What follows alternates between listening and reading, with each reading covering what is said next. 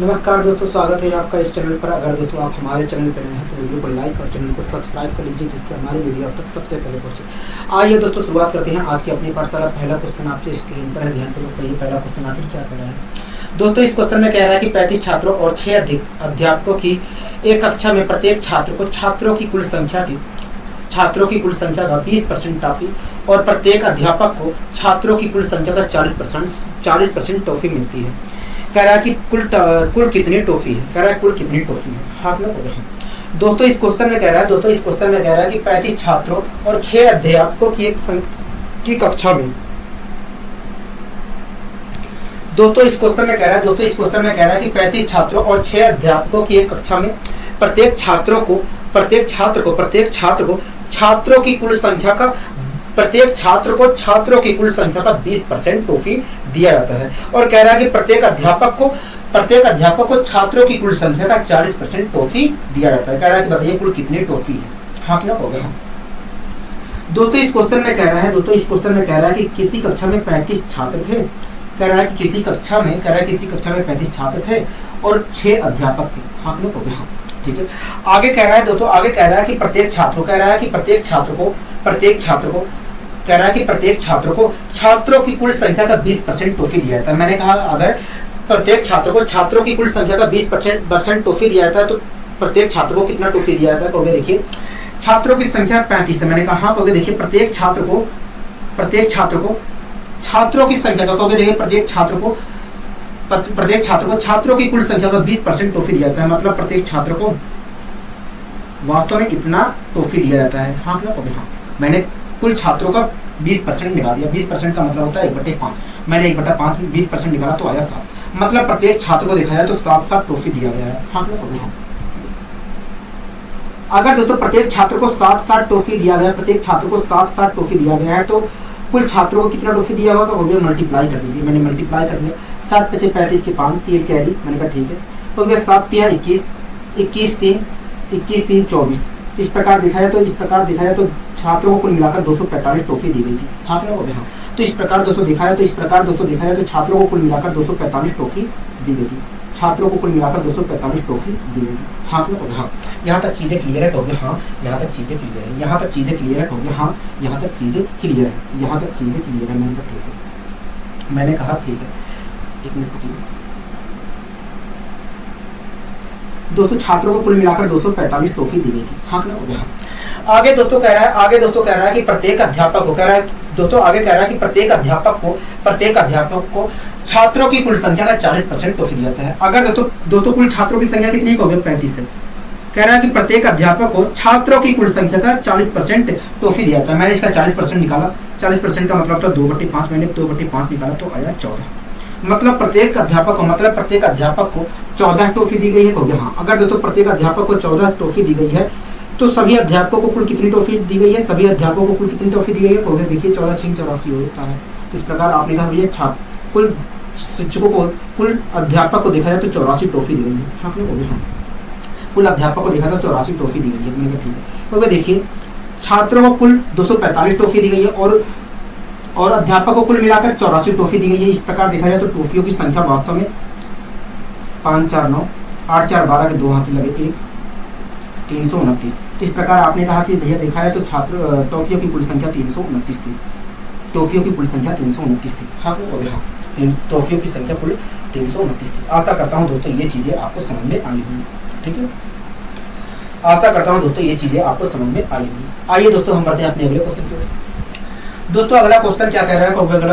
कि 65 छात्रों और 4 शिक्षकों की एक कक्षा में प्रत्येक छात्र को छात्रों की कुल संख्या का 20% और प्रत्येक शिक्षक को छात्रों की कुल संख्या का 40% मिठाई स्वीट से मिलता है। हाँ ना हो गया? हाँ। कह रहा है कुल कितनी मिठाइयाँ हैं या स्वीट्स हैं? हाँ ना हो गया? हाँ। दोस्तों इस क्वेश्चन में कह रहा है कि एक कक्षा में 65 छात्र थे। कह रहा है कि एक कक्षा में 65 छात्र थे और 4 शिक्षक थे। हाँ ना हो गया? हाँ। कह रहा है कि एक कक्षा में 65 छात्र थे और 4 शिक्षक थे।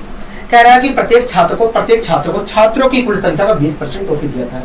अगर दोस्तों प्रत्येक छात्र को छात्रों की कुल संख्या का 20% टॉफी दिया जाता है तो प्रत्येक छात्र को कितना टॉफी दिया जाता है? कहोगे देखिए छात्रों की कुल संख्या 65 है। मैंने कहा हाँ, कहोगे देखिए प्रत्येक छात्र को जो टॉफी दिया जा रहा है वो छात्रों की कुल संख्या का 20% दिया जा रहा है। कहोगे देखिए प्रत्येक छात्र को प्रत्येक छात्रों को छात्रों की कुल संख्या का 20% टॉफी दिया जाता है। तो मैंने इसका 20% निकाला।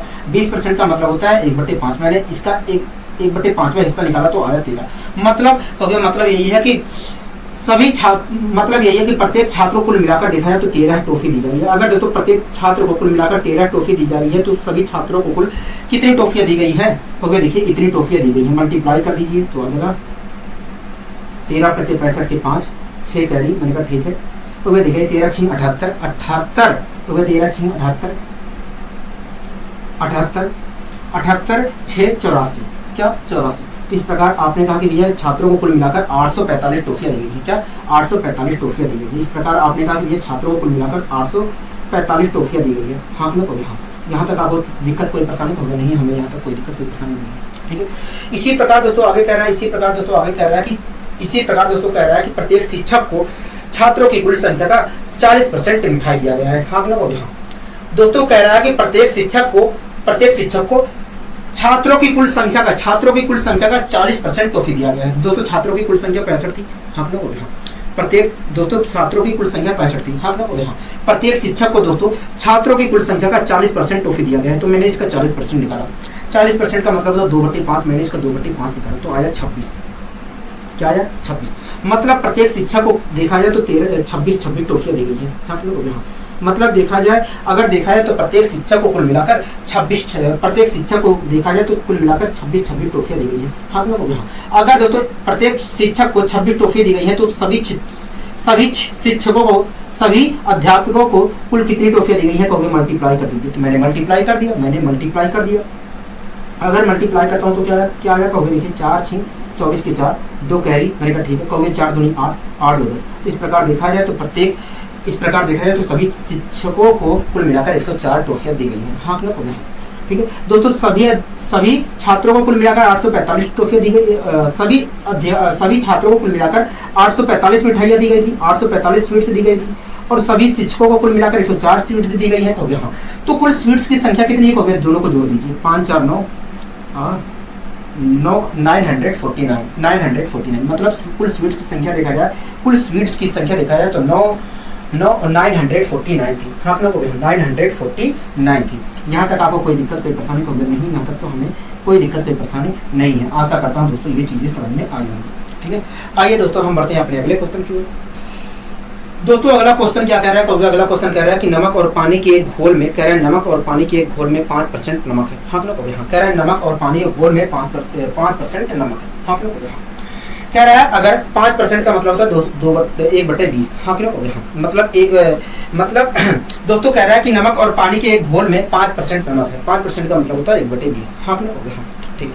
कह रहे हैं नमक और पानी के घोल में 5% नमक है। अगर 20 लीटर पानी वाष्प हो जाए, कह रहा है अगर 20 लीटर पानी वाष्प हो जाए तो नमक 15% वाला घोल बन जाता है। कह रहा है कि नमक जो है 15% वाला घोल बन जाता है। हाँ कि हाँ। कह रहा है प्रारंभिक घोल की मात्रा बताइए। ठीक है दोस्तों आपको सबसे पहले मुझे कुछ चीजें बता दीजिए। ठीक है। मान लीजिए दोस्तों एक तरबूज था 16 किलो का। ठीक है। एक ताजा तरबूज था 16 किलो का। सूखने के बाद दोस्तों 8 किलो का तरबूज हो गया। मान लीजिए दोस्तों 16 किलो का एक तरबूज था लेकिन सूखने के बाद वो 8 किलो का तरबूज हो गया। तो आप मुझे बताइए तरबूज का वजन कितना किलोग्राम कम हो गया? तरबूज का वजन कितने किलोग्राम कम हो गया? कहोगे 8 किलोग्राम कम हो गया। हाँ कि कहोगे ठीक है। कोई दिक्कत कोई परेशानी होगी नहीं। इसी प्रकार दोस्तों आप मुझे बताइए एक बाल्टी में 10 लीटर पानी भरा था। दोस्तों एक बाल्टी में 10 लीटर पानी भरा था। अगर दोस्तों उस बाल्टी में पानी की मात्रा मुझे 7 लीटर करनी है। तो कितना पानी निकालना पड़ेगा? होगा 3 लीटर पानी निकालना पड़ेगा। हाँ ना होगा। हाँ कुछ समझ में आ रहा है? हाँ हमें समझ में आ रहा है। ठीक है दोस्तों इन्हीं सब कॉन्सेप्ट का प्रयोग यहाँ पर किया गया। ठीक है दोस्तों इस क्वेश्चन में कह रहा है नमक और पानी के एक घोल में 5% नमक है। हाँ ना होगा। कह रहा है अगर 20 लीटर पानी वाष्प हो जाता है तो नमक जो है 15% वाला घोल बन जाता है। हाँ ना होगा। कह रहा है प्रारंभिक घोल की मात्रा बताइए। ठीक है दोस्तों, इस क्वेश्चन में एक तरह से देखा जाए तो नमक और पानी के घोल की बात हो रही है। हाँ ना, हाँ, नमक और पानी के घोल की बात हो रही है। ठीक है, कोई दिक्कत कोई परेशानी होगी नहीं, हमें यहाँ तक कोई दिक्कत कोई परेशानी नहीं है। ठीक है दोस्तों, इस क्वेश्चन में कह रहा है कि नमक और पानी के घोल, कह रहा है नमक और पानी के एक घोल में 5% नमक है, 5% की फ्रैक्शन 1/20।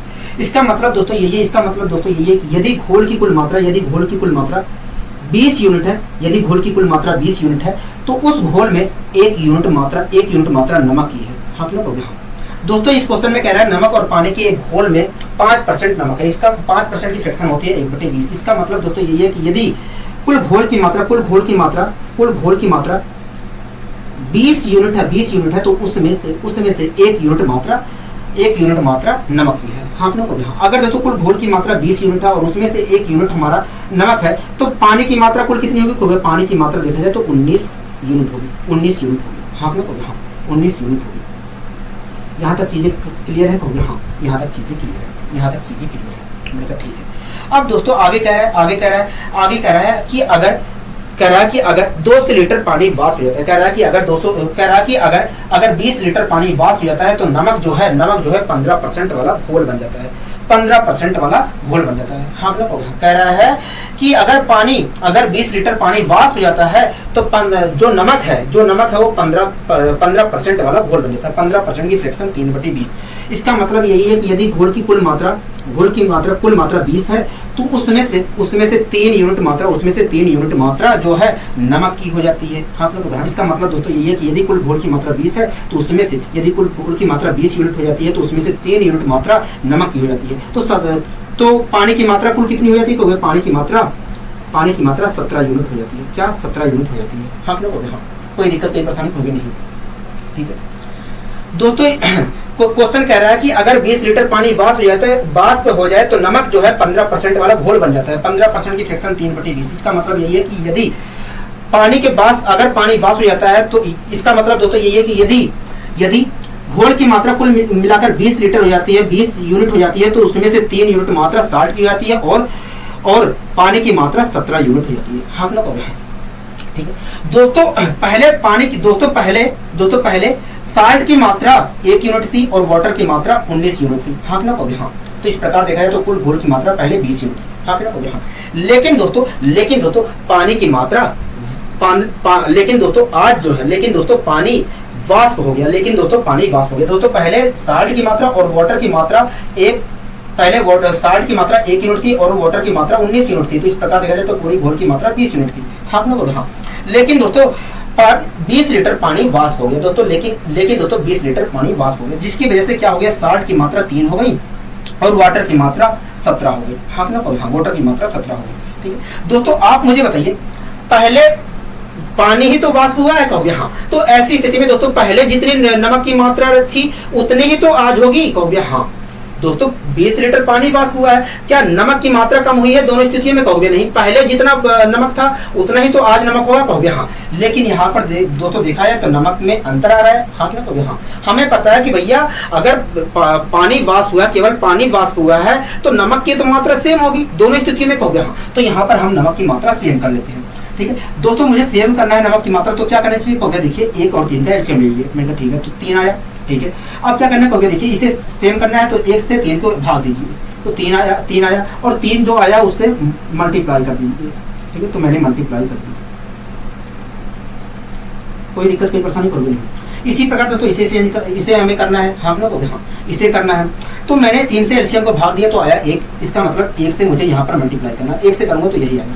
ठीक है, तो दोस्तों आप खुद देख रहे हैं कि पहले जितनी साल्ट की मात्रा थी उतनी ही आज साल्ट की मात्रा है। हाँ ना कहोगे? हाँ तो दोस्तों आप खुद देख रहे हैं कि पहले साल्ट की मात्रा जितनी थी उतनी ही मात्रा साल्ट की आज भी है। हाँ ना कहोगे? हाँ अब दोस्तों चीजें हमारी ठीक है, क्योंकि दोस्तों पानी वाष्प हुआ है, नमक की मात्रा सेम होनी चाहिए कहोगे? हाँ तो यहाँ पर दोस्तों अब नमक की मात्रा सेम दिख रही है, इसका मतलब अब सही है। ठीक है दोस्तों आप मुझे बताइए पहले पानी की मात्रा कितनी थी कहोगे? पहले पानी की मात्रा 57 यूनिट थी, लेकिन दोस्तों पानी की मात्रा वाष्पित हो गई कहोगे? हाँ दोस्तों पहले पानी की मात्रा 57 थी, आज हो गई है 17 यूनिट। हाँ ना कहोगे? हाँ तो आप मुझे बताइए कितने लीटर पानी वाष्पित हो गया कहोगे? 40 लीटर पानी वाष्पित हो गया। हाँ ना कहोगे? हाँ दोस्तों पहले पानी की मात्रा 57 थी, आज हो गई है 17 यूनिट। तो कितने लीटर पानी वाष्पित हो गई? तो 40 लीटर पानी वाष्पित हो गई। लेकिन क्वेश्चन कह रहा है कि भैया 20 लीटर पानी वाष्पित हो गई, मतलब 40 यूनिट बराबर 20 की। तो 1 यूनिट बराबर कितने का हो गया? 1 यूनिट बराबर 1/2 की। 1 यूनिट बराबर 1/2 की। हाँ ना? हाँ दोस्तों, इस क्वेश्चन में कह रहा है कि बताइए प्रारंभिक घोल की मात्रा। दोस्तों प्रारंभिक घोल की मात्रा कुल कितनी थी? हो गया 60 यूनिट थी। कुल कितनी थी? प्रारंभिक घोल की मात्रा हो गया 60 यूनिट थी। हाँ ना? हाँ प्रारंभिक घोल की मात्रा कुल कितनी थी? 60 यूनिट थी। अगर 1 यूनिट की वैल्यू 1/2 है तो 60 यूनिट की वैल्यू कितनी होगी? मल्टीप्लाई कर दीजिए तो आया 30 यूनिट, मतलब 30 लीटर। मतलब यही है कि प्रारंभिक घोल की मात्रा जो थी वो 30 लीटर थी। क्या थी? 30 लीटर थी। हाँ ना? हाँ आशा करता हूँ दोस्तों ये चीजें समझ में आपको अच्छी तरीके से आई होंगी। आशा करता हूँ दोस्तों ये चीजें आपको अच्छी तरीके से समझ में आई होंगी। ठीक है, आइए दोस्तों हम बढ़ते हैं अपने अगले क्वेश्चन की। दोस्तों इस क्वेश्चन में क्या कह रहा है? इस क्वेश्चन में कह रहा है कि 20 किलो ताजे तरबूज में 96% पानी है। हाँ ना? कह रहा है कुछ समय बाद इसमें 95% पानी रह जाता है। हाँ ना? 95% पानी रह जाता है। कह रहा है तरबूज का वर्तमान वजन क्या होगा? हाँ ना? हाँ तो ये तो कह रहा है। दोस्तों इस क्वेश्चन में कह रहा है कि 20 किलो ताजे तरबूज में 96% पानी है। अगर दोस्तों 96% पानी है तो मैं कह सकता हूँ केवल 4% गुदा है। हाँ ना? हाँ दोस्तों तरबूज के अंदर दो चीजें होती हैं, गुदा होता है, पल्प जिसे कहते हैं, और वोटर होता है। दोस्तों पल्प होता है तरबूज के अंदर और वोटर होता है। दोस्तों इस क्वेश्चन में कह रहा है कि 20 किलो का जो ताजा तरबूज है उसमें 96% पानी है, मतलब 4% ही गुदा है। हाँ ना? मतलब तरबूज के अंदर कुल मिलाकर 4% ही गुदा है। हाँ ना? हाँ दोस्तों जो ताजा तरबूज था, दोस्तों 20 किलो का जो ताजा तरबूज था उसके अंदर 4% ही पल्प था। 4% की फ्रैक्शन होती है 1/25। इसका मतलब दोस्तों ये है कि यदि तरबूज का कुल वजन 25 किलो था, 25 यूनिट था, तरबूज का कुल वजन 25 यूनिट था, तो उसमें से 1 यूनिट हमारा गुदा था, 1 यूनिट हमारा गुदा था और 24 यूनिट हमारा पानी था। हाँ ना? हाँ इसका मतलब तो ये हो गया। हाँ इसका मतलब यही है। यहाँ तक चीजें क्लियर हुई? हो गया। हाँ ठीक है। आगे दोस्तों कह रहा है कुछ समय बाद केवल 95% पानी रह जाता है। कह रहा है कुछ समय बाद 95% पानी रह जाता है। हाँ हाँ मतलब कुछ समय बाद केवल 5% ही गुदा रह जाता है। हाँ हाँ 5% की फ्रैक्शन 1/20। इसका मतलब दोस्तों ये है कि यदि कुल मिलाकर 20 यूनिट तरबूज का वजन हो जाता है तो उसमें से 1 यूनिट उसमें, इसका मतलब दोस्तों 5% की फ्रैक्शन होती है 1/20। इसका मतलब दोस्तों ये है कि यदि तरबूज का वजन कुल मिलाकर 20 यूनिट है तो उसमें से 1 यूनिट हमारा गुदा है और 19 यूनिट हमारा क्या है?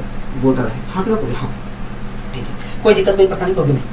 दोस्तों जो ताजा तरबूज था उसके अंदर जो था पल्प 1 यूनिट था और वोटर जो था 24 यूनिट था। तो इस प्रकार देखा जाए तो तरबूज का कुल वजन 25 यूनिट था। हाँ ना? हाँ लेकिन दोस्तों कुछ समय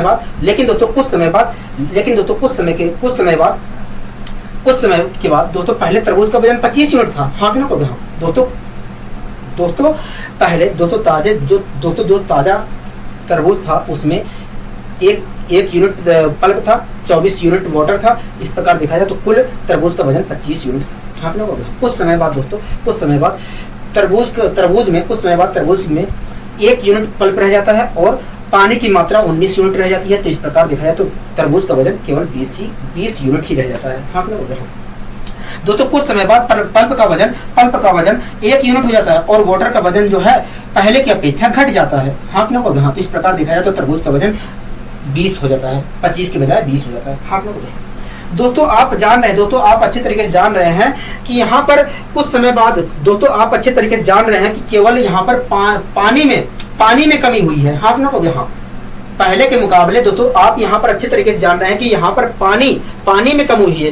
पल्प जितना था पहले उतना ही तो पल्प आज है। हो गया। हाँ दोस्तों यहाँ पर पानी में कमी हुई है, तरबूज के अंदर जो पानी है उसके अंदर कमी हुई है, ना कि पल्प के अंदर। पल्प जितना पहले था उतना आज भी है। हो गया। हाँ तो यहाँ पर चेक कर ले रहे हैं क्या पल्प जितना पहले था उतना आज भी है। अगर ऐसा है तो हमारा क्वेश्चन ठीक है, क्योंकि क्वेश्चन के अकॉर्डिंग यही होना चाहिए। हो गया। हाँ तो चेक कर लेते हैं दोस्तों पल्प कितना पहले था? हो गया 1 यूनिट था। आज पल्प कितना है? हो गया 1 ही यूनिट है। मतलब हमारा क्वेश्चन ठीक है, क्वेश्चन के अकॉर्डिंग हमारा ठीक है। हाँ ना? हो गया। हाँ ठीक है, कोई दिक्कत कोई परेशानी? हो गया नहीं, हमें कोई दिक्कत कोई परेशानी नहीं है।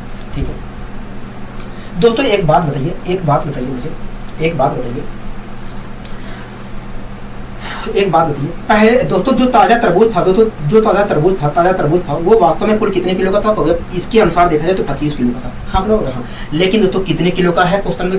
लेकिन दोस्तों क्वेश्चन में कह रहा है कि भैया 20 किलो का है, मतलब 25 यूनिट बराबर 20 के कहोगे। हाँ, 25 यूनिट बराबर 20 के। तो 1 यूनिट बराबर कितनी कहोगे? 1 यूनिट बराबर देखा जाए, 1 यूनिट बराबर देखा जाए तो इतने के। हाँ कहोगे। हाँ। आज दोस्तों वजन हो गया 20 यूनिट कहोगे। हाँ। अगर दोस्तों 1 यूनिट की वैल्यू इतना है तो 20 यूनिट की वैल्यू कितनी होगी? कहोगे 20 यूनिट की वैल्यू निकालने के लिए 20 से मल्टीप्लाई कर दीजिए। मैंने मल्टीप्लाई कर दिया तो दोस्तों अगर मैं काटा पेटी में चाहता हूँ तो आएगा 16। क्या 16? हाँ कहोगे। हाँ। मतलब देखा जाए तो आज तरबूज का वजन, वर्तमान वजन जो है, मतलब देखा जाए दोस्तों, देखा जाए यहाँ पर तो तरबूज का जो वर्तमान वजन है वो आज कितना है? 16 किलोग्राम है। क्या है? 16 किलोग्राम है। हाँ कहोगे। यहाँ तक चीज़ें क्लियर है कहोगे। हाँ, यहाँ तक चीज़ें क्लियर है, आपने अच्छे तरीके से समझाने का प्रयास किया है। ठीक है, आइए दोस्तों हम बढ़ते हैं अपने अगले। दोस्तों अगला क्वेश्चन क्या कह रहा है कहोगे? अगला क्वेश्चन कह रहा है कि ताजे फलों में 68% पानी है। हाँ कहोगे। हम ताजे फलों में 68% पानी है। दोस्तों जो फल होता है उसमें गूदा होता है, जिसे पल्प कहते हैं, और वोटर होता है। दोस्तों जो फल होता है उसमें पल्प होता है और वोटर होता है। कह रहा है कि ताजे फलों में 68% पानी है, मतलब 32% केवल पल्प है। हाँ कहोगे। हाँ। कह रहा है सूखे फलों में 20% पानी है। हाँ कहोगे। हाँ। सूखे फलों में केवल 20% पानी है। आगे कह रहा है 75 किलो ताजे फल से, कह रहा है 75 किलो ताजे फलों में कितने सूखे मेवे बनाए जा सकते हैं? कह रहा है 75 किलो ताजे फलों से कितने किलो सूखे मेवे बनाए जा सकते हैं? हाँ कहोगे। हाँ। यही तो कह रहा है कहोगे। हाँ। दोस्तों इस क्वेश्चन में कह रहा है कि ताजे फलों में 68% पानी है, मतलब ताजे फलों में कुल मिलाकर 32% पल्प है। हाँ कहोगे। हाँ। दोस्तों फल में पल्प होता है और वोटर होता है। हाँ कहोगे। हाँ। फल के अंदर पल्प होता है और वोटर होता है। दोस्तों इस क्वेश्चन में कह रहा है कि ताजा जो फल है उसके अंदर 32% हमारा पल्प है। हाँ कहोगे। हाँ। 32% की फ्रैक्शन दोस्तों होती है 8/25। इसका मतलब दोस्तों ये है कि यदि फल का कुल वजन 25 यूनिट है, फल का वजन कुल मिलाकर 25 यूनिट है, तो उसमें से 8 यूनिट पल्प है, 8 यूनिट पल्प है और 17 यूनिट हमारा वोटर है। हाँ कहोगे। हाँ। ताजे फल में दोस्तों 8 यूनिट पल्प था और 17 यूनिट हमारा वोटर था। इस प्रकार देखा जाए तो ताजे फल का जो वजन था 25 यूनिट। हाँ कहोगे। हाँ। दोस्तों जबकि सूखे मेवे में कह रहा है, जबकि सूखे फल में 20% पानी है, 20% की फ्रैक्शन 1/5। इसका मतलब यदि सूखे मेवे का कुल वजन 5 यूनिट है तो उसमें से 1 यूनिट पानी है और 4 यूनिट हमारा पल्प है। हाँ कहोगे। हाँ। ठीक है, कोई दिक्कत कोई परेशानी होगी नहीं। यहाँ तक दोस्तों कोई दिक्कत कोई परेशानी नहीं होनी चाहिए। दोस्तों आप मुझे बताइए, दोस्तों आप अच्छे तरीके से जानते हैं कि जब सूखे फलों को हम सुखाते हैं, दोस्तों आप अच्छे तरीके से जानते हैं कि जब हम फलों को सुखाते हैं, मेवा बनाते हैं, सूखे फलों को सुखाकर जब हम मेवा बनाते हैं तो ऐसी स्थिति में दोस्तों पल्प की मात्रा घटती नहीं है। पल्प जितना रहता है उतना ही पल्प सूखने के बाद भी रहता है। दोस्तों ताजे फल में जितने पल्प की मात्रा रहती है उतने ही पल्प की मात्रा सूखे फलों में भी रहती है। केवल वहां पर पानी की मात्रा में कमी आती है, पानी वहां पर सूख जाता है। इस प्रकार देखा जाए तो सूखे फल में जितने पल्प की मात्रा है उतना ही तो ताजे फलों में होगी कहोगे। हाँ। यहाँ पर दोस्तों देखा जा रहा है तो ताजे फल में पल्प की मात्रा कुछ और है, सूखे फल में कुछ और है। हाँ कि ना कहोगे। हाँ। यहाँ पर दोस्तों देखा जा रहा है पल्प की मात्रा कुछ और है सूखे फल में, तो ताजे फल में, यहाँ पर सूखे फल में कुछ और है। जबकि दोनों स्थितियों में तो बराबर होने चाहिए कहोगे। हाँ। दोनों स्थितियों में बराबर होने चाहिए, तो बराबर कर लेते हैं।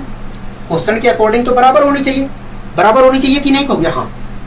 तो बराबर कर लेते हैं। दोस्तों मैं क्या करूं कि ये दोनों बराबर नहीं कहोगे, इधर 2 से मल्टीप्लाई कर दिया, मैंने 2 से मल्टीप्लाई कर दिया। कोई दिक्कत कोई परेशानी कहोगे नहीं, यहाँ तक हमें कोई दिक्कत कोई परेशानी नहीं है। दोस्तों मैंने मल्टीप्लाई कर दिया। ठीक है, तो दोस्तों आप खुद देख रहे हैं कि जब मैंने मल्टीप्लाई किया तो पहले ताजे फल में जितने पल्प की मात्रा है उतनी ही पल्प की मात्रा सूखे फल में भी है। हाँ कि ना कहोगे। अब दोस्तों चीजें सही है क्योंकि जितनी होनी चाहिए, क्योंकि दोस्तों पल्प की मात्रा दोनों स्थितियों में सेम होनी चाहिए। हाँ कि ना कहोगे। जो कि यहाँ पर सेम दिख रही है। ठीक है, दोस्तों आप खुद देखिए 25 किलो का, दोस्तों आप खुद देखिए 25 किलो का फल था। हाँ कि ना कहोगे। हाँ। 25 किलो का फल था, जब मैंने उसे सुखाया तो वो हो गया 10 किलो का फल। हाँ कि ना कहोगे। दोस्तों 25 किलो का फल था, उससे मैंने सुखाया तो 10 किलो का 10 किलो का सूखा मेवा बन गया। हाँ ना, हाँ सूखा मेवा बन गया।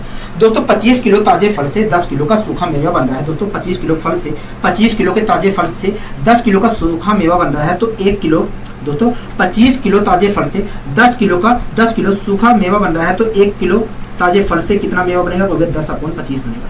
हाँ ना, दोस्तों 25 किलो ताजे फल से 10 किलो दोस्तों 25 किलो ताजे फल से 10 किलो सूखा मेवा बन रहा है, तो 1 किलो ताजे फल से कितना सूखा मेवा बनेगा? तो इतना बनेगा। हाँ ना, हाँ दोस्तों इस क्वेश्चन में कह रहा है कि 75 किलो ताजे फलों से कितना सूखा मेवा बना सकते हैं। दोस्तों 1 किलो ताजे फल से हम इतने किलोग्राम सूखा मेवा बना सकते हैं। तो 75 किलो ताजे फल से कितना बना सकते हैं? तो 75 किलोग्राम ताजे फल से हम इतना सूखा मेवा बना सकते हैं। मैंने और डिवाइड किया तो आया 30। मतलब यही है कि 75 किलोग्राम ताजे फल से कुल मिलाकर 30 किलोग्राम सूखा मेवा बना सकते हैं। 30 किलोग्राम हम सूखा मेवा बना सकते हैं। आशा करता हूँ दोस्तों ये चीजें सामने आ जाएगी। ठीक है, आइए दोस्तों हम बढ़ते हैं अपने अगले क्वेश्चन। अगला क्वेश्चन क्या कह रहा है? अगला क्वेश्चन कह रहा है कि एक तरबूज में 90% पानी है। कह रहा है एक तरबूज में 90% पानी है। कह रहा है कुछ समय बाद इसमें 12% पानी शेष बचता है। 12% शेष बचता है, मतलब 12% पानी शेष बचता है। ठीक है, कह रहा है इसका वजन जो है 50 किलोग्राम रह जाता है, और इसका वजन जो है 50 किलोग्राम रह जाता है। दोस्तों ताजा जो तरबूज था उसमें जितनी पल्प की मात्रा होगी उतना ही सूखने के बाद भी पल्प की मात्रा होगी। हाँ ना, हाँ केवल दोस्तों ताजे और सूखे फल में पानी की मात्रा में कमी आएगी, पानी की मात्रा में अंतर आएगा। हाँ ना, हाँ पल्प की मात्रा दोनों स्थितियों में सेम रहेगी, लेकिन पानी की मात्रा में क्या आ जाएगा? कमी आ जाएगा। हाँ ना, हाँ दोस्तों इस क्वेश्चन में कह रहा है कि एक तरबूज में 90% पानी है। 90% पानी है। हाँ दोस्तों तरबूज के अंदर पल्प होता है और वाटर होता है। हाँ तरबूज के अंदर पल्प होता है और वाटर होता है। ठीक है, कह रहा है एक तरबूज के अंदर 90% पानी है, मतलब 10% क्या है? पल्प है। हाँ 10% की फ्रैक्शन 1/10। इसका मतलब दोस्तों यदि तरबूज की कुल मात्रा, तरबूज का कुल वजन 10 यूनिट है, तो उसमें से 1 यूनिट हमारा पल्प है और 9 यूनिट हमारा वाटर है। हाँ दोस्तों जो ताजा तरबूज था उसके अंदर 1 यूनिट पल्प था और 9 यूनिट वाटर था। इस प्रकार देखा जाए तो तरबूज का कुल वजन 10 यूनिट। हाँ दोस्तों कुछ समय बाद उसके अंदर 12% पानी बचता है। 12% की फ्रैक्शन होती है दोस्तों 3/25। इसका मतलब दोस्तों यदि कुछ समय बाद तरबूज की कुल मात्रा 25 यूनिट हो गई है, तो उसमें से 3 यूनिट तो देखिए इसका तो देखिए दोस्तों क्वेश्चन कह रहा है कि कुछ समय बाद इसमें केवल 12% पानी शेष रह गया है। 12% की फ्रैक्शन 3/25। यदि 12% की फ्रैक्शन 3/25, इसका मतलब यही है कि यदि तरबूज की कुल मात्रा 25 यूनिट है, तो उसमें से 3 यूनिट पानी की मात्रा 3 यूनिट रह गई है। हाँ ना, हाँ दोस्तों इसका मतलब यही है कि यदि कुल मात्रा तरबूज की 25 यूनिट है, तो अब केवल 3 यूनिट मात्रा पानी की रह गई है। हाँ ना, हाँ तो इस प्रकार देखा जाए तो पल्प की मात्रा 22 यूनिट हो गई है। हाँ ना, तो इस प्रकार देखा जाए तो पल्प की कुल मात्रा 22 यूनिट है। हाँ ना, हाँ दोस्तों आप खुद देखिए पहले जितनी पल्प की मात्रा थी उतनी ही तो पल्प की मात्रा आज होगी। कहोगे हाँ दोस्तों ताजा फल था ये, उसके बाद कुछ समय बाद फल की मात्रा दोस्तों ताजा फल ये था। कहोगे हाँ कुछ समय बाद दोस्तों कुछ समय बाद फल में 22 दोस्तों पहले ताजे फल में 90% पानी था। हाँ ना, पहले फल में दोस्तों जो ताजा फल था उसके अंदर 90% पानी था। कुछ समय बाद पानी की मात्रा 12% हो गई है। पानी की मात्रा 12% रह गई है। हाँ ना, हाँ तो दोस्तों दोनों स्थितियों में दोनों स्थितियों में पल्प की मात्रा तो सेम होगी। कहोगे हाँ पानी की मात्रा में केवल कमी आएगा। कहोगे हाँ तो यहाँ पर दोस्तों देखा जाए तो पल्प की मात्रा में समानता नहीं है, जबकि पल्प की मात्रा में समानता होनी चाहिए। कहोगे हाँ तो आइए दोस्तों हम बराबर करते हैं, क्वेश्चन के अकॉर्डिंग तो बराबर होनी चाहिए, तो आइए बराबर करते हैं। तो दोस्तों मैं क्या करूं कि पल्प की मात्रा सेम हो जाए। कहोगे देखिए यहाँ पर 22 से मल्टीप्लाई कर दीजिए। मैंने 22 से मल्टीप्लाई कर दिया। ठीक है, कोई दिक्कत कोई परेशानी? कहोगे नहीं, हमें कोई दिक्कत कोई परेशानी नहीं है। तो दोस्तों आप खुद देख रहे हैं, जब मैंने 22 से मल्टीप्लाई किया तो पल्प की मात्रा पहली स्थिति में जितनी थी उतनी ही आज भी है। हाँ दोस्तों पल्प की मात्रा पहले 22 थी, लेकिन सूखने के बाद भी 22 ही है। हाँ क्वेश्चन के अकॉर्डिंग दोस्तों आप सही है। ठीक है, क्वेश्चन के अकॉर्डिंग दोस्तों आप सही है। दोस्तों आप मुझे बताइए, दोस्तों आप खुद देखिए दोस्तों, पहले दोस्तों तरबूज का वजन देखा जाए तो 220 किलोग्राम था। दोस्तों पहले तरबूज का वजन 220 किलोग्राम था। हाँ लेकिन सूखने के बाद उसका वजन 25 किलोग्राम रह गया है। सूखने के बाद 25 किलोग्राम वजन रह गया है। हाँ, लेकिन क्वेश्चन कह रहा है कि भैया 50 किलोग्राम रह गया, मतलब 25 यूनिट बराबर 50 किलोग्राम थे। हाँ, 50 किलोग्राम थे। तो 1 यूनिट बराबर कितनी का हो गया? 1 यूनिट बराबर देखा जाए तो 2 किलोग्राम थे। 1 यूनिट बराबर देखा जाए तो 2 किलोग्राम थे। दोस्तों इस क्वेश्चन में कह रहा है कि बताइए तरबूज का प्रारंभिक वजन कितना था? दोस्तों तरबूज का प्रारंभिक वजन 220 किलोग्राम था, 220 यूनिट था। अगर 1 यूनिट की वैल्यू 2 किलोग्राम है तो 220 यूनिट की वैल्यू कितनी होगी? तो मल्टीप्लाई कर दीजिए 220 से। तो इस प्रकार देखा जाए, दोस्तों देखा जाए तो तरबूज का जो वजन है, तरबूज का जो प्रारंभिक वजन है वो 440 किलोग्राम था, 440 किलोग्राम था। आशा करता हूँ दोस्तों ये चीज़ें समझ में आपको अच्छी तरीके से आई हैं। ठीक है, कोई दिक्कत कोई परेशानी कोई नहीं, हमें कोई दिक्कत कोई परेशानी नहीं। आगे दोस्तों हम बढ़ते हैं अपने अगले क्वेश्चन पर। दोस्तों अगला क्वेश्चन क्या कह रहा है? कह रहा है कि 12 लीटर एसिड और पानी के मिश्रण में 30% एसिड है। कह रहा है कि 12 लीटर का जो एसिड और पानी का मिश्रण है उसमें 30% एसिड है। हाँ, कह रहा है एसिड की मात्रा 40% करने के लिए कितने लीटर पानी निकालना पड़ेगा? दोस्तों पहले जो एसिड था उसमें 30% मात्रा थी। दोस्तों जो पहले एसिड था, दोस्तों जो पहले हमारा लिक्विड था, दोस्तों जो हमारा पहले मिश्रण था उसमें 30% एसिड थी। हाँ, उसमें 30% एसिड थी। कह रहा है कि अगर मुझे इस मिश्रण को 40% वाला एसिड बनाना हो, इस मिश्रण को 40% वाला एसिड बनाना हो तो बताइए कितने पानी की मात्रा निकाली जाएगी? हाँ। तो दोस्तों आप खुद सोचिए, पहले जितने एसिड की मात्रा थी उतनी ही तो मात्रा आज भी बचेगी निकालने के बाद भी। पानी निकालने के बाद भी तो उतनी ही मात्रा बचेगी। दोस्तों पहले जितनी एसिड की मात्रा होगी उतनी ही तो मात्रा आज भी होगी निकालने के बाद भी। हो गया? हाँ दोस्तों, यही कॉन्सेप्ट यहाँ पर लागू होगा। दोस्तों इस क्वेश्चन में कह रहा है कि दोस्तों इस क्वेश्चन में एसिड और वाटर की बात हुई है। एसिड और वाटर की बात हुई है। ठीक है, एसिड और वाटर की बात हो रही है। दोस्तों इस क्वेश्चन में कह रहा है कि 12 लीटर एसिड और पानी के मिश्रण में 30% एसिड है। 30% की फ्रैक्शन 3/10। इसका मतलब दोस्तों यही यदि मिश्रण की कुल मात्रा 10 यूनिट है तो उसमें से 3 यूनिट मात्रा एसिड की है और 7 यूनिट मात्रा वाटर की है। हाँ, ठीक है दोस्तों, जो हमारा मिश्रण था, दोस्तों जो 12 लीटर का एसिड और पानी का मिश्रण था उसमें 3 यूनिट एसिड की मात्रा थी और वाटर की मात्रा 7 यूनिट। हाँ, कह रहा है एसिड की मात्रा 40% करने के लिए कितने लीटर पानी की निकालना पड़ेगा? 40% की फ्रैक्शन दोस्तों 2/5 होती है।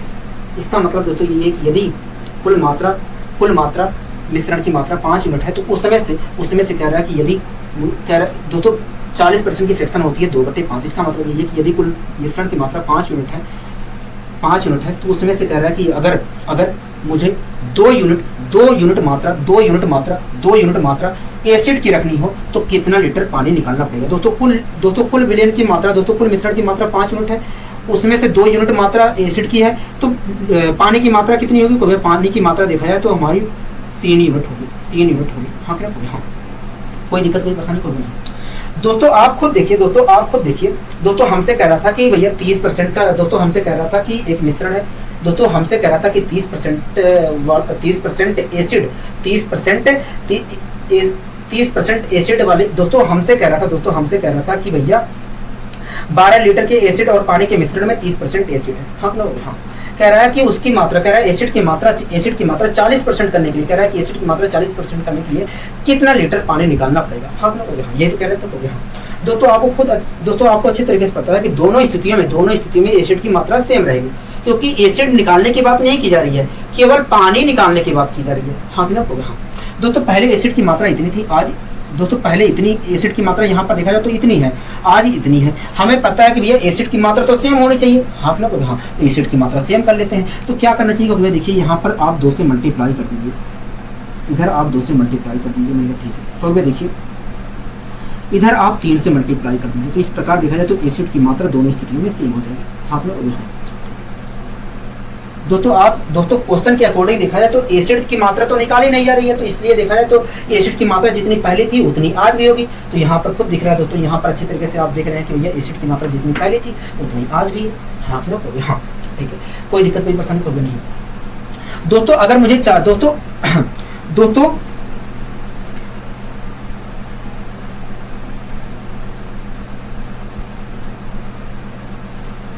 दोस्तों जो पहले मिश्रण था उसमें पानी की मात्रा कुल मिलाकर 14 यूनिट थी। हाँ, 14 यूनिट थी।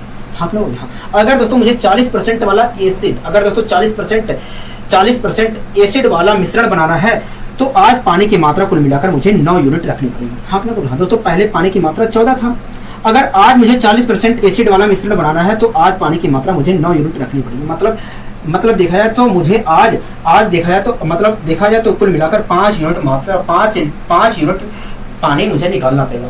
आज देखा जाए तो 5 यूनिट पानी मुझे निकालना पड़ेगा। हाँ दोस्तों, पहले पानी की मात्रा 14 यूनिट थी, जो मिश्रण था उसमें पानी की मात्रा 14 यूनिट थी।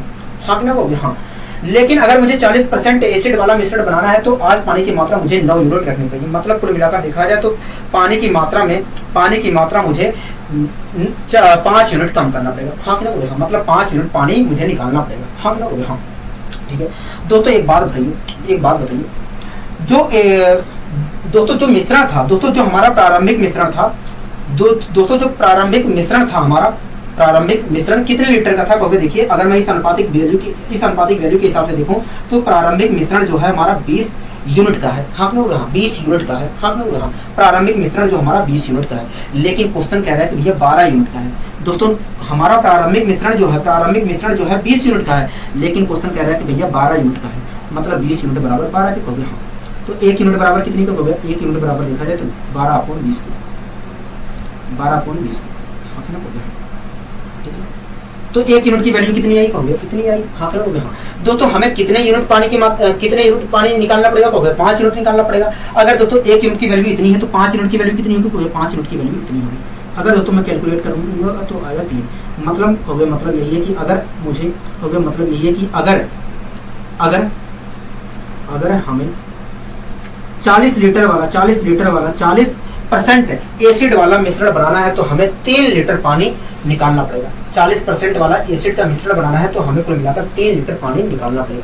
हाँ लोग, यहाँ आशा करता हूँ दोस्तों ये चीजें समझ में आई होगी। ठीक है, आइए दोस्तों हम बढ़ते हैं अपने अगले क्वेश्चन की। तो अगला क्वेश्चन क्या कह रहा है? अगला क्वेश्चन कह रहा है कि प्रत्येक प्रश्न के 1 अंक वाले 80 प्रश्नों की एक परीक्षा में अर्पिता पहले 40 प्रश्नों के 60% सही उत्तर देती है। कह रहा है कि प्रत्येक प्रश्न के 1 अंक वाले 80 प्रश्नों की एक परीक्षा में अर्पिता जो है पहले 40 प्रश्नों के 65% सही उत्तर देती है। कह रहा है पूरी परीक्षा में 75% अंक पाने के लिए शेष 40 क्वेश्चन में से उससे कितने प्रश्नों के उत्तर सही देने होंगे? हाँ कह रहा है कि शेष 40 में से उससे कितने प्रतिशत सही उत्तर देने पड़ेंगे?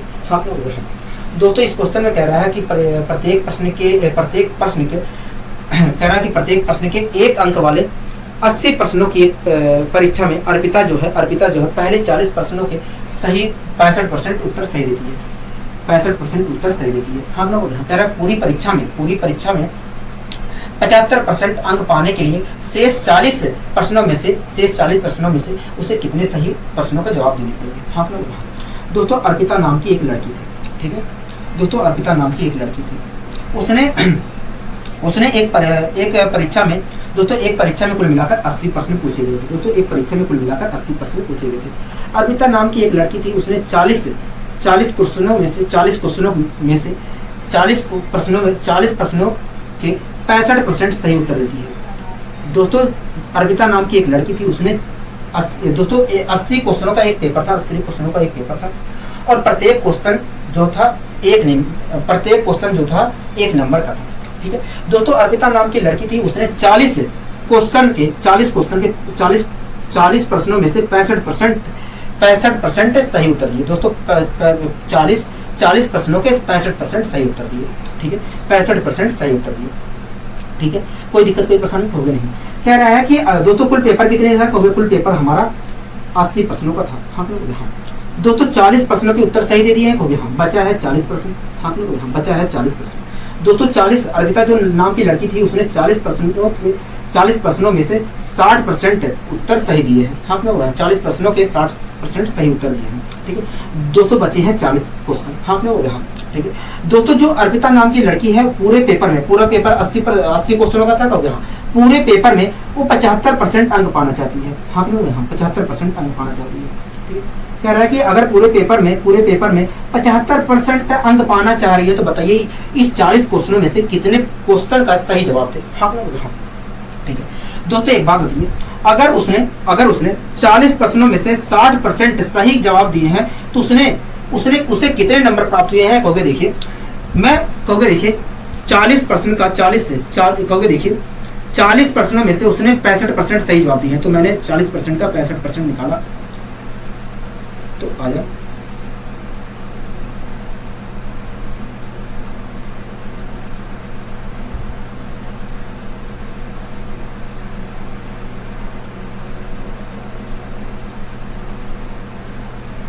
छब्बीस, हाँ ना, मतलब 40 प्रश्नों में से 40 प्रश्नों में से उसने 26 क्वेश्चनों के सही जवाब दिए हैं। अगर दोस्तों 26 क्वेश्चनों के सही जवाब दिए हैं तो उसे कुल मिलाकर 26 अंक मिला होगा, कहोगे हाँ, ठीक है।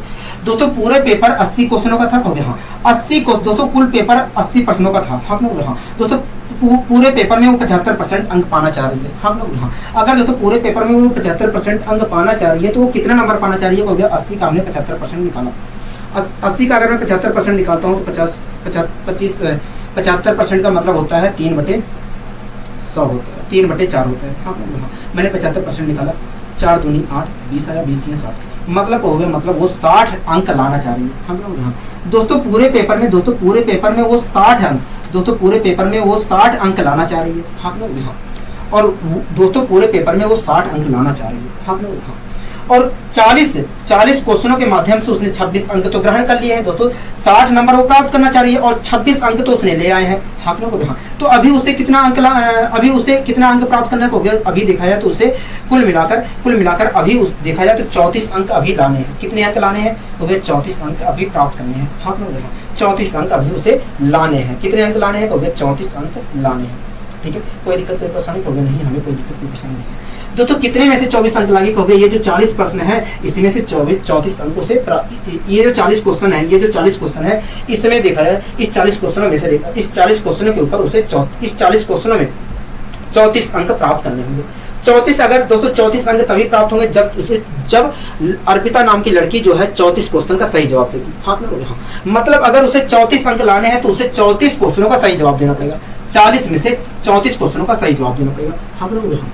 अगर दोस्तों हम पता कर लेते हैं कि वो वास्तव में कितने परसेंट है। अगर दोस्तों 40 क्वेश्चनों में से उसे 40 क्वेश्चनों में से उसे 34 क्वेश्चनों का सही जवाब देना पड़ेगा, तो हम पता कर लेते हैं कि ये जो 34 क्वेश्चन है, 34 जो क्वेश्चन है सभी क्वेश्चनों का कुल कितना प्रतिशत है।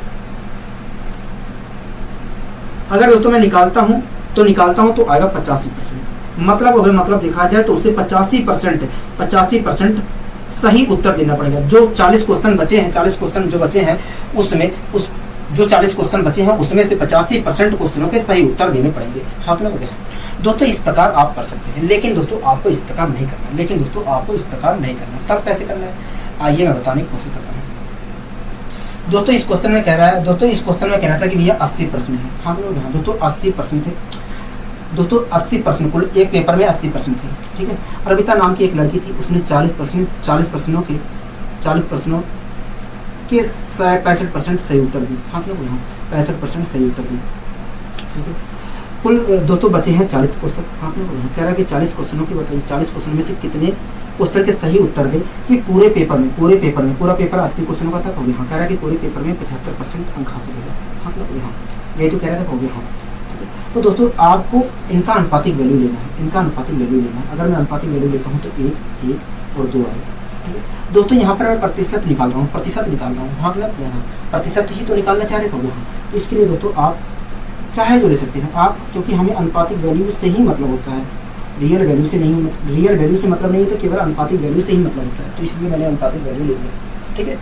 अब दोस्तों इसका मतलब यही है कि 200 क्वेश्चनों का पेपर था, जिसमें से अर्पिता ने 100 क्वेश्चनों के 65% का जवाब सही दी थी। 100 प्रश्नों के 65% सही जवाब दी थी, हाँ कि ना कहोगे हाँ। और 100 क्वेश्चनों में कह रहा है कि बताइए कितने परसेंट का सही उत्तर दे कि पूरा पेपर इसका मतलब 200 नंबरों का था, हाँ 200 क्वेश्चनों का था। कह रहा है कि पूरे क्वेश्चनों में से पूरे पेपर में 75% अंक हासिल हो, हाँ हाँ, ठीक है।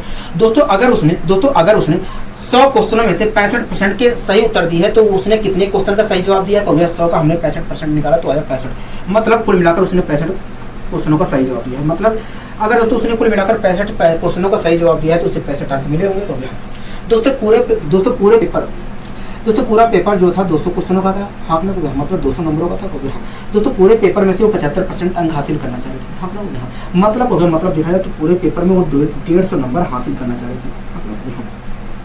दोस्तों पूरे पेपर में वो 150 नंबर हासिल करना चाह रहे थे, हो गया, जिसमें से दोस्तों उसने 65 अंक तो हासिल कर लिए शुरुआत के। दोस्तों कुल मिलाकर वो 150 अंक हासिल करना चाह रही थी शुरुआत में। दोस्तों कुल मिलाकर पूरे पेपर में 150 अंक हासिल करना चाह रही थी, क्योंकि हाँ शुरुआत के जो 100 क्वेश्चन है, शुरुआत के जो 100 क्वेश्चन है उनकी मदद से तो वो 65 अंक हासिल कर चुकी है, हाँ 65 अंक हासिल कर चुकी है, क्योंकि हाँ मतलब अभी भी कुल मिलाकर 85 अंक हासिल करना है, क्योंकि हाँ 85 अंक किस पर हासिल करेगी, क्योंकि देखिए जो 100 क्वेश्चन बचा है उस पर तो देखिए जो 100 क्वेश्चन बचा है उससे उस पर कुल मिलाकर उसे 85 अंक हासिल करना पड़ेगा, हाँ क्यों बोला।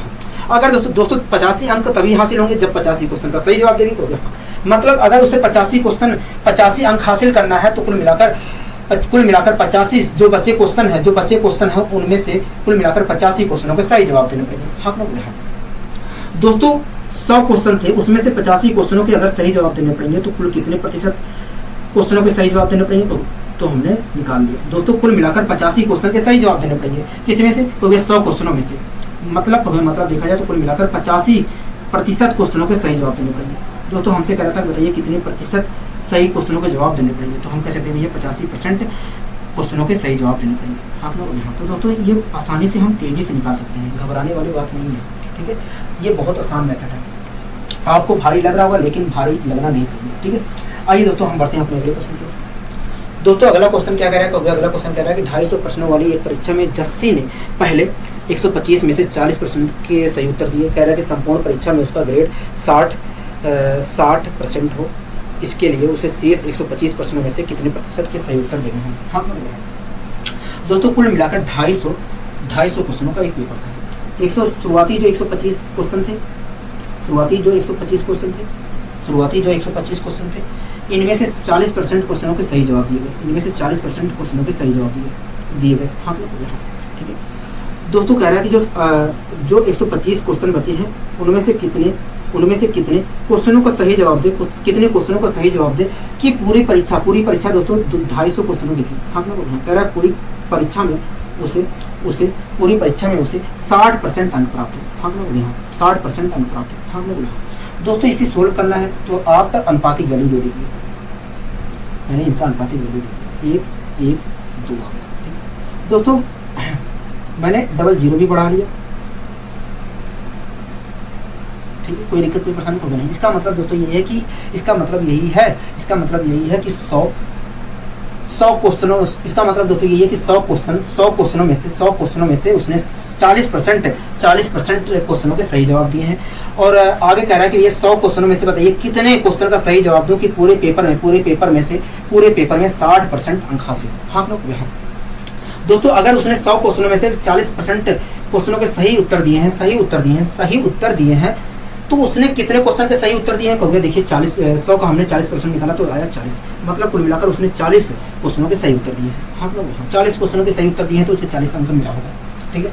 इसी प्रकार दोस्तों आप मुझे बताइए वो पूरे पेपर में वो 60% अंक हासिल करना चाह रहा है, कहोगे हाँ पूरे पेपर में अगर 60% अंक हासिल करना चाह रहा है तो उसे 60 है दोस्तों पूरे पेपर में वो 60% अंक हासिल करना चाह रहा है, कहोगे हाँ। अगर दोस्तों 60% अंक हासिल करना चाह रहा है दोस्तों पूरा पेपर 200 अंकों का था, कहोगे हाँ। दोस्तों पूरा पेपर 200 अंकों का था, वो 60% अंक हासिल करना चाह रहा है, कहोगे हाँ।